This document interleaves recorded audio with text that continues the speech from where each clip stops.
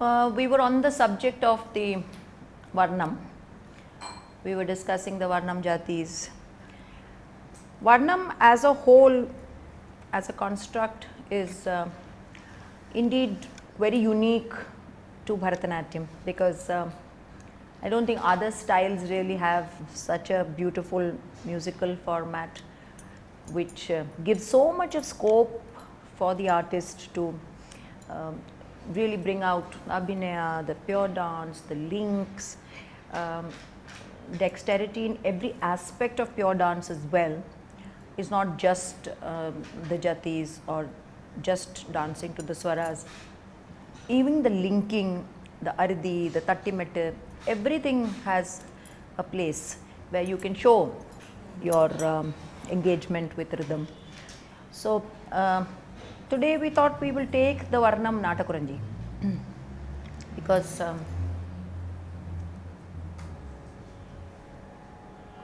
there are many Varnams, but this I particularly like because it is a Bhakti Varnam and it is addressed to Lord Shiva. So, you know, it again becomes very endearing for dancers because it gives again a lot of scope for visual interpretation. So, the first line everybody knows, Swa, it's in Tamil, it's by Papanasham Shivan, it's in the Pallavi Anupallavi Charanam are all dedicated to various lines talking about Shiva and the Bhakta's association with Shiva. And of course, it's in Natakurunji, set to Aditala. Swami Nanundan Adimai Endru Ulagam Yellam Ariyume Swami Nanundan Adimai Endru Ulagam Yellam Ariyume Tamadam Sheyadu Vandarul Mador Panga Budesha Namamrida Panameyan Jivaname Yendre Nambinene நடனமாடும் சேவடி தரிசனம் என்று கிடைக்குமெனவே ஏங்கினேனே. So the first half this much, and then the Chittaswaram comes. So after the Jati the Jati interpretation in terms of pure Nritta, the next portion where the Nritta really seriously comes is in the Chittaswaram. Sa nida nida ma ga sa nida da ni sa ma ga ni sa re ga ma ga sa ni re sa ni da ma ga sa re ga ni sa mi. So pattern is there. So, want to follow the pattern, exact same pattern can be done and you can, you know, make it simple and neat. Normally we repeat the first line twice to give it variety. So, that again there could be many choreographical variations in this. If we could do the first variation, where the first is just Chatusram, which we use proper adavus to do. If Ammu you could do the first one, 1, 2, 3, 4. Sa nida nida ma ga sa nida da ni sa ma ga da ni sa nida ma ga sa ni da ni sa ma ga da ni sa re ga ma ga sa ni re sa ni da ma ga sa re ga ma da ni Nandan adimai endru ulagam ellam ariyume. It's a very simple, direct way of doing it. Could have one more variation in terms of a little different movements. Radhika, can we share that as well? 1, 2, 3, 4. Sa ni da ma ma ga. Then this ma. So I thought it works well to have ma ga sa ni da.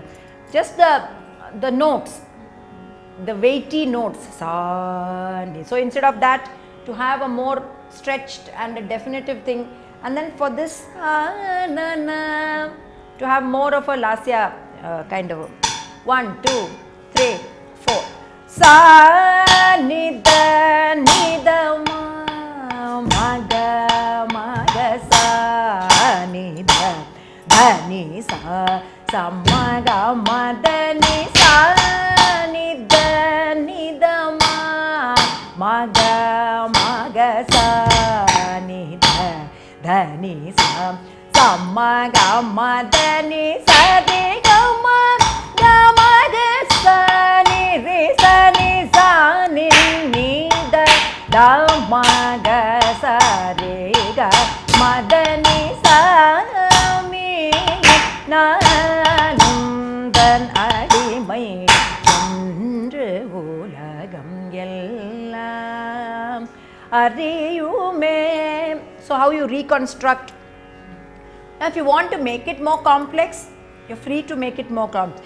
You start from the end where the note finishes. Sa re ga ma ga sa ni re sa ni da ma ga sa re ga ma da ni re ga ma da ni. It should end like that preferably. So if you can work backwards and see what works for you, that also is fine. But I feel the musicality is important again, and the way you structure it has to be such that it doesn't interfere too much with the flow of the music. The second half also has lots of rhythm potential, where normally in the traditional mold you don't do a jati in the second half. But nowadays, because the second half is the pace increases and you get scope to do a jati at a different pace, and that wakes up the audience after the first half.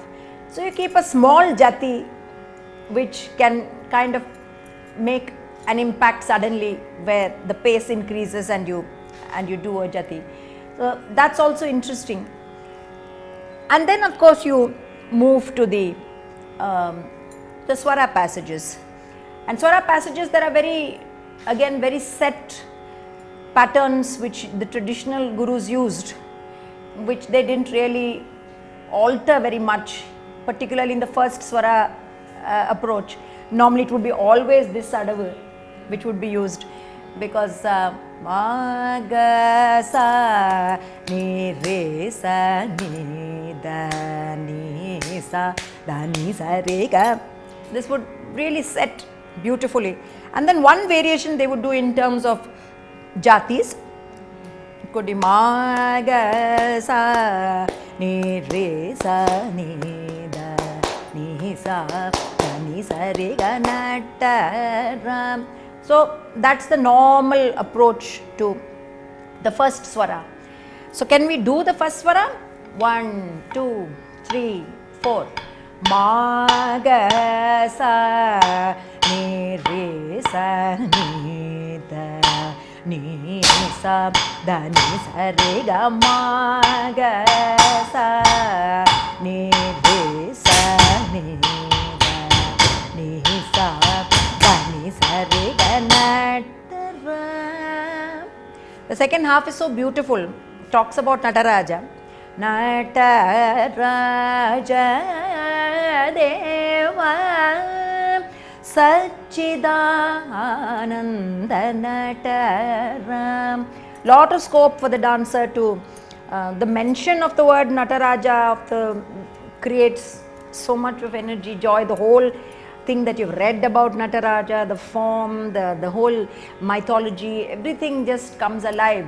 And this musical phrase lends itself so beautifully to that. So people take poses in between and they decorate the second half to work really well. The second, again, normally the structure of the Varnam is such that everybody knows that the first two swarams are normally the smaller ones, one avartanam. And then it goes to 2 avartanams and then concludes with a 4 avartanam swaram. So that's the structure normally for a Tana Varnam. So you have scope in the second one to kind of explore a little more with just 1 avartanam. So you repeat it twice, because 1 avartanam you can hardly do anything. So you repeat it twice and then make whatever you want to say, you can very precisely say it.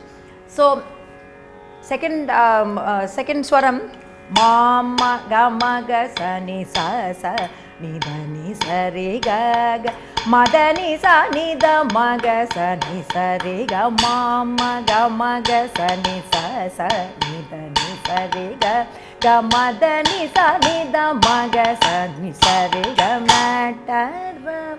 So one is a straight one and one is where you fill it in. So the straight one we could do 1, 2, 3, 4. This mama 1, 2, 3, 4.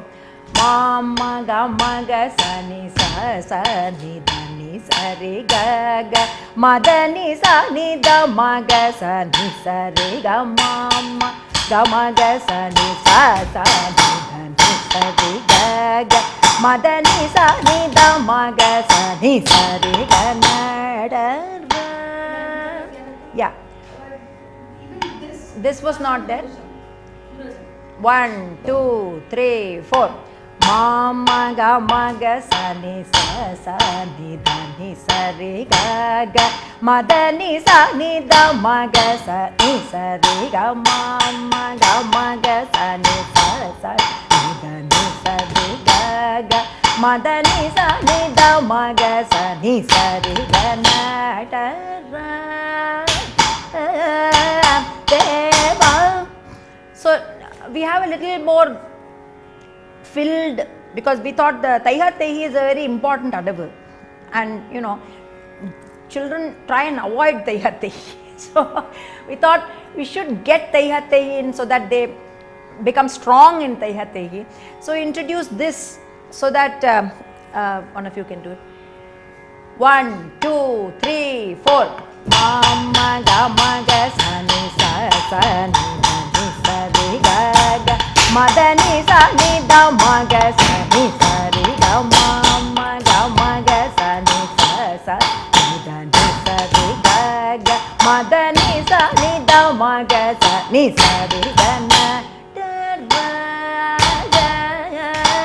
deva Sachidam. So you see the Taiha Tehi, we did variations of Taiha Tehi.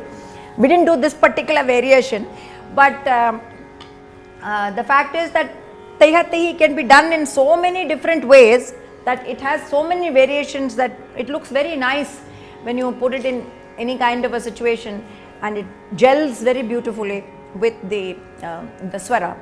So any questions so far? I have a question for Chitta Swara. Yes.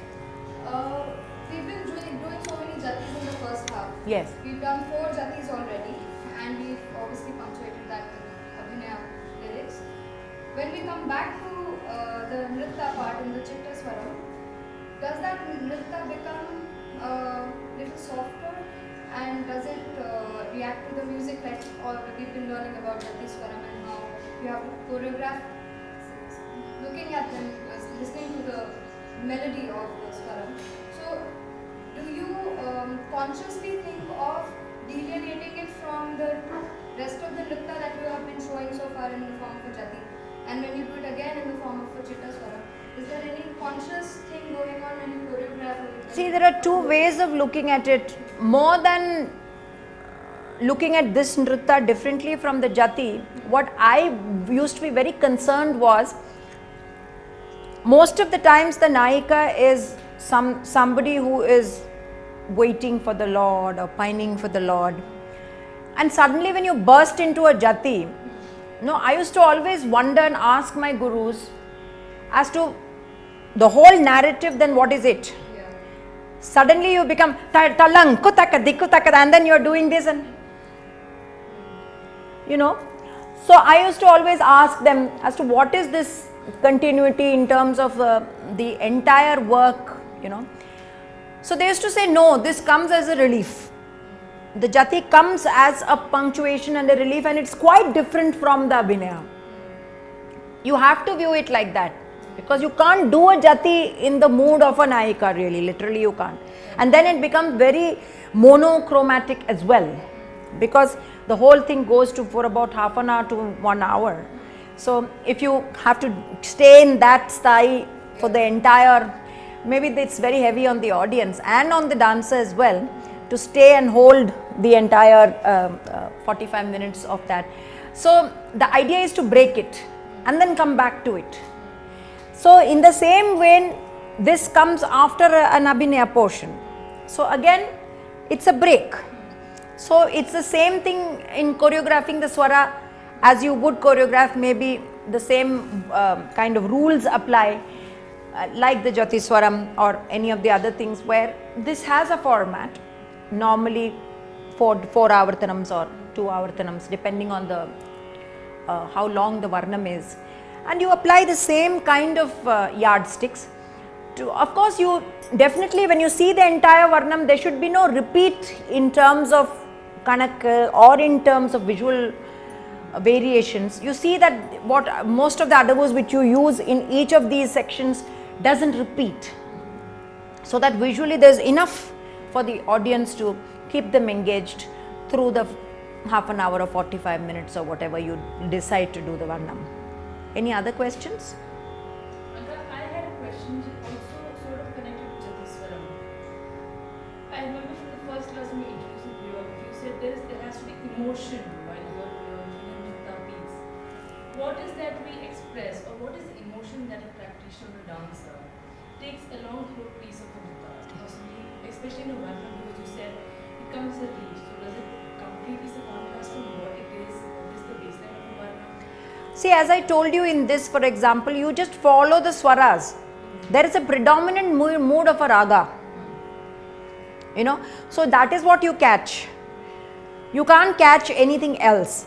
And then, you leave it also for the personality of the dancer to come out in that.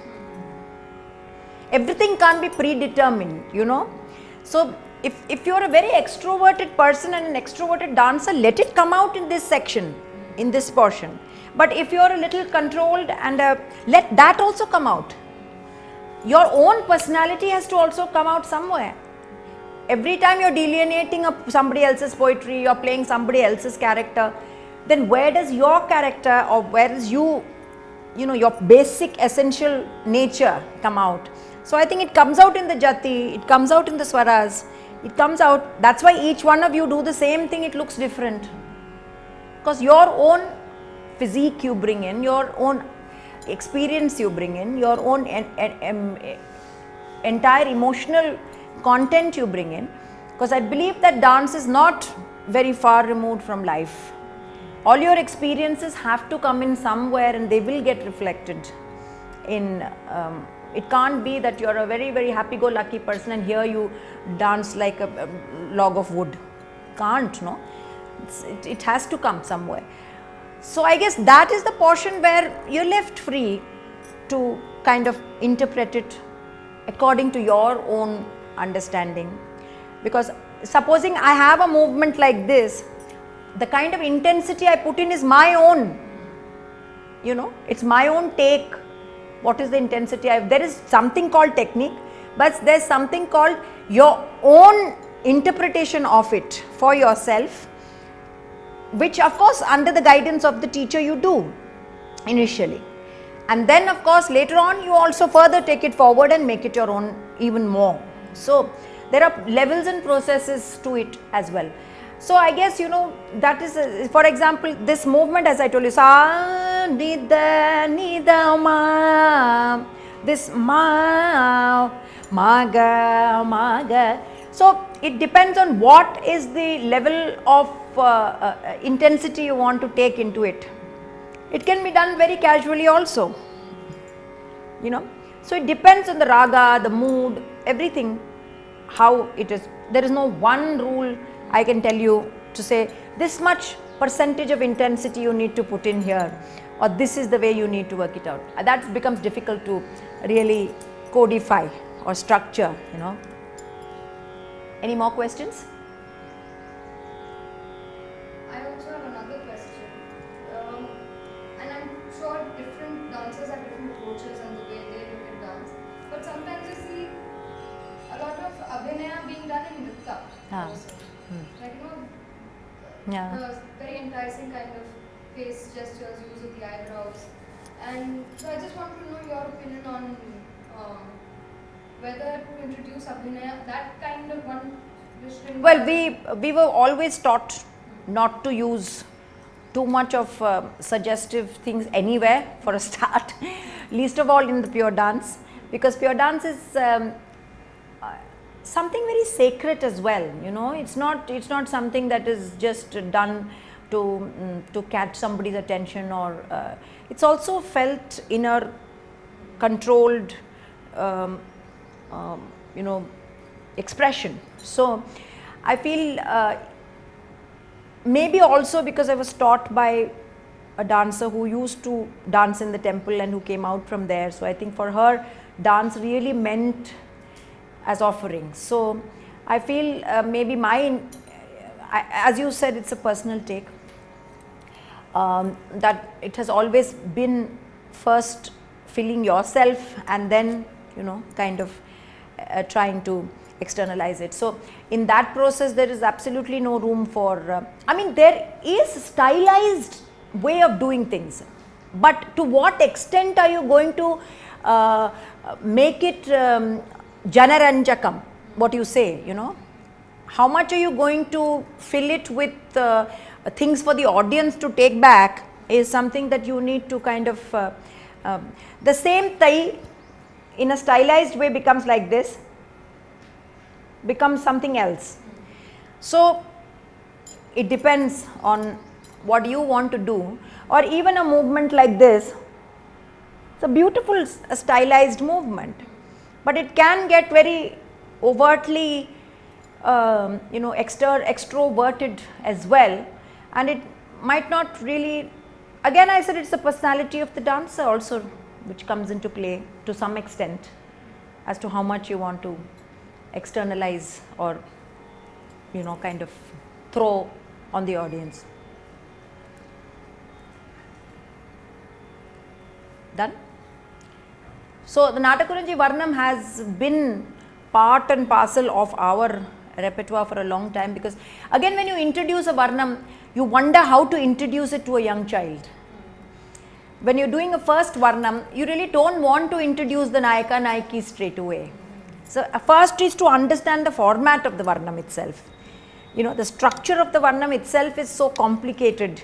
It's got so many different areas, you know, like there is the Jati, and then there is the Abhinaya, and then there is the Chittaswaram, and then the second half. So even to understand all the elements, I think this is a beautiful Varnam to understand all that, because firstly it's a Bhakti Varnam. So you don't have that experience that is required for approaching a Bhakti Sringara Varnam, where you need to nuance it even more.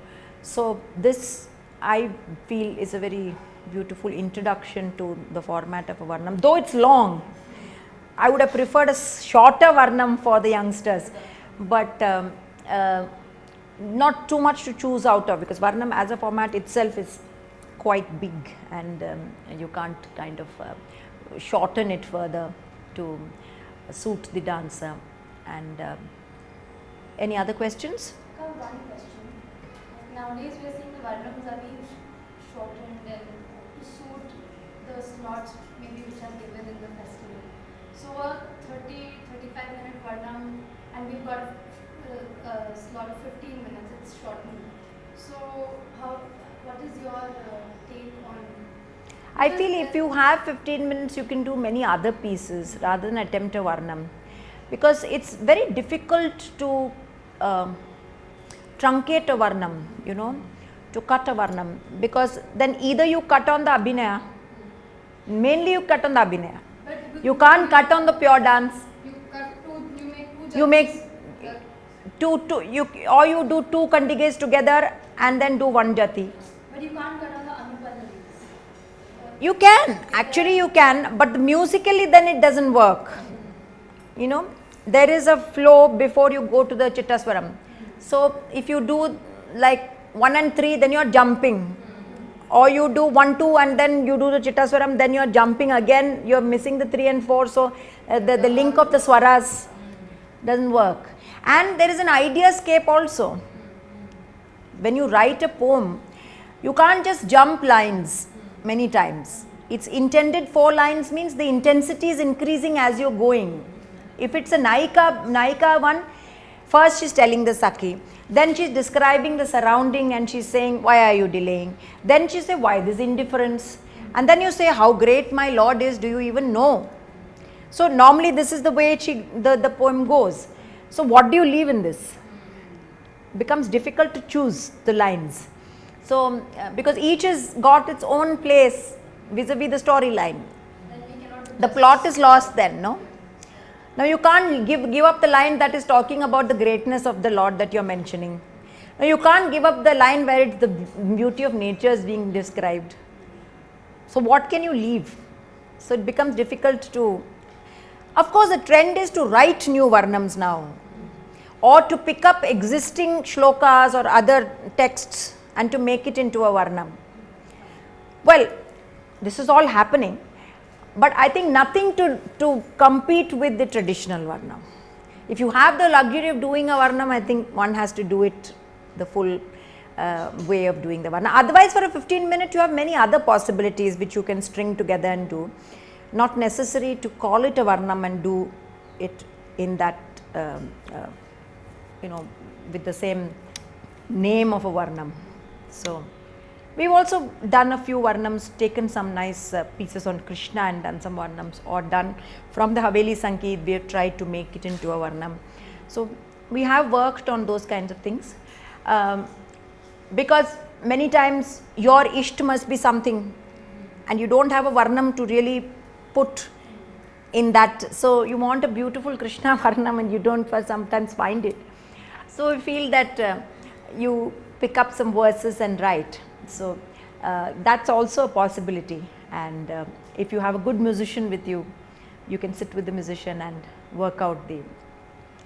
So we'll attempt another Varnam next class. We do a Namaskar.